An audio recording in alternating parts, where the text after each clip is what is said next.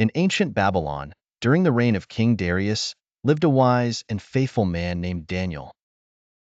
His intelligence and integrity had won him favor, and he was appointed as one of the 3 administrators over the kingdom.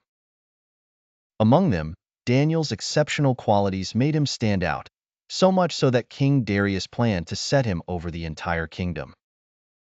This aroused the jealousy of the other administrators and satraps, who conspired to find grounds for charges against Daniel. However, they found no corruption in him because he was trustworthy and neither corrupt nor negligent. Then they said, "We will never find any basis for charges against this man Daniel unless it has something to do with the law of his God." So, they devised a cunning plan. They went as a group to the king and said, "May King Darius live forever."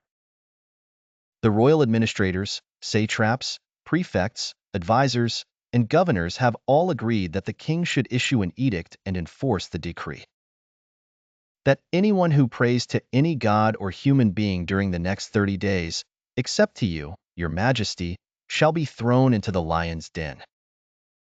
Now, your majesty, issue the decree and put it in writing so that it cannot be altered, in accordance with the law of the Medes and Persians, which cannot be repealed.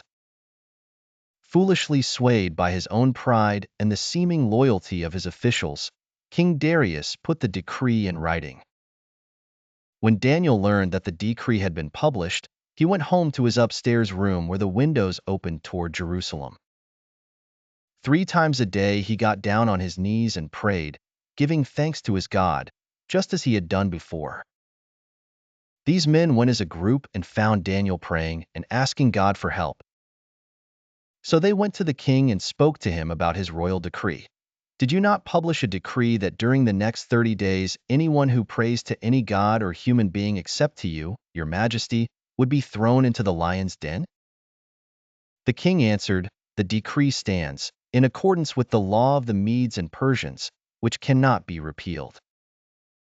Then they said to the king, "Daniel, who is one of the exiles from Judah, pays no attention to you, your majesty, or to the decree you put in writing. He still prays 3 times a day." When the king heard this, he was greatly distressed. He was determined to rescue Daniel and made every effort until sundown to save him. But the conspirators pressed him, saying, "Remember, your majesty, that according to the law of the Medes and Persians no decree or edict that the king issues can be changed." So the king gave the order, and they brought Daniel and threw him into the lion's den. The king said to Daniel, "May your God, whom you serve continually, rescue you." A stone was brought and placed over the mouth of the den, and the king sealed it with his own signet ring and with the rings of his nobles, so that Daniel's situation might not be changed. Then the king returned to his palace and spent the night without eating and without any entertainment being brought to him. He could not sleep.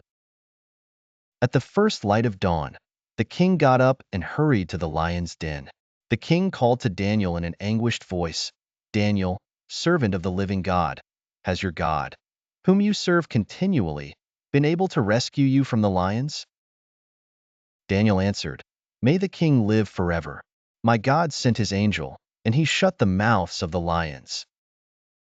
They have not hurt me, because I was found innocent in his sight, nor have I ever done any wrong before you, your majesty." The king was overjoyed and gave orders to lift Daniel out of the den. And when Daniel was lifted from the den, no wound was found on him, because he had trusted in his God. At the king's command, the men who had falsely accused Daniel were brought in and thrown into the lion's den, along with their wives and children. And before they reached the floor of the den, the lions overpowered them and crushed all their bones.